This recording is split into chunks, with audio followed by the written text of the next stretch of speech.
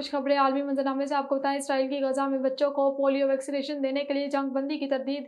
Israeli वज़ीर-ए-आज़म Netanyahu के दफ्तर ने इन रिपोर्ट्स की तरदीद की है कि जिनमें कहा गया है कि इनका मुल्क गजा में बच्चों को पोलियो वैक्सीनेशन फराहम करने की खातिर इंसानी बुनियादों पर जंग बंदी की अमरीकी दरख्वास्त पर आमादा हो गया है। और मीडिया के मुताबिक नेतन्याहू के दफ्तर ने वजाहत देते हुए कहा है कि गजा में जंग बंदी पर इसराइल के आमादा होने से मुतल्लिक जो कुछ गर्दिश में है वो दुरुस्त नहीं। ये बच्चों को पोलियो वैक्सीनेशन देने की खातिर जंग बंदी नहीं है, बल्कि इस मकसद के लिए गजा की पट्टी में महज जगहों की तहसीस है। इस मामले को काबीना में पेश किया गया, जहां पेशा वराना शख्सियात ने इसकी हमायत की। और बांग्लादेश की साबिक वज़ीर-ए-आज़म हसीना वाजिद के खिलाफ कत्ल के मज़ीद 5 मुकदमात दर्ज।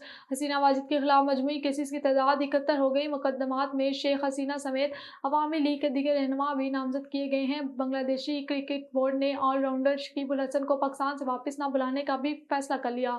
शकीब उल हसन पर कत्ल के मुकदमे के बावजूद इन्हें वापस नहीं बुलाया जाएगा। और आपको बताएं, चीन में वर्ल्ड रोबोट कॉन्फ्रेंस 2024 का इनेकाद किया गया। आलमी तकरीब में 27 नए इंसान नमा रोबोट की रनमाई की गई, जो मुतासर कुन रफ्तार से इंसानी सलाहियतों से मुतल्लिक सीख सकते हैं।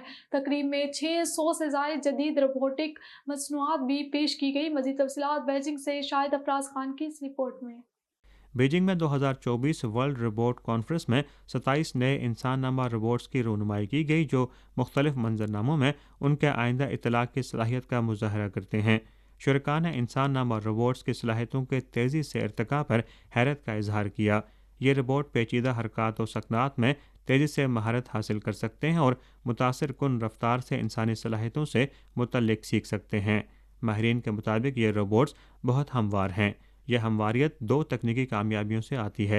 एक हार्डवेयर के एतबार से बेहतरीन ताकत कंट्रोल, तेज़ तरीन इंसान जैसी रफ्तार और इंसानों की तरह सूझबूझ की सलाहियत है। दूसरा, डाटा साइट पर रोबोट इतने ही बेहतर महारत सीख सकता है। यह जदीद बायोनिक इंसान नमा रोबोट ज़िंदगी जैसी ज़ाहिरी शक्ल और लार्ज लैंग्वेज मॉडल से चलने वाली शख्सियात रखते हैं।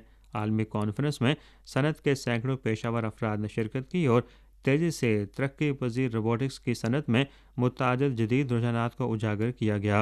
मुल्क और बैरून मुल्क से 400 से ज़ायद पेशावर अफराद की शमूलियत के साथ इवेंट के ताज़ा तरीन एडिशन में 600 से ज़ायद जदीद रोबोटिक मसनूआत पेश की गईं। चीन की जानिब से हालिया अरसे में रोबोटिक्स के शोबे को नुमाया तरक्की दी गई है, जो आज मुल्क की मुआशी समाजी तरक्की में एक अहम किरदार अदा कर रहा है। Shahid Afraz Khan, A1 TV, Beijing.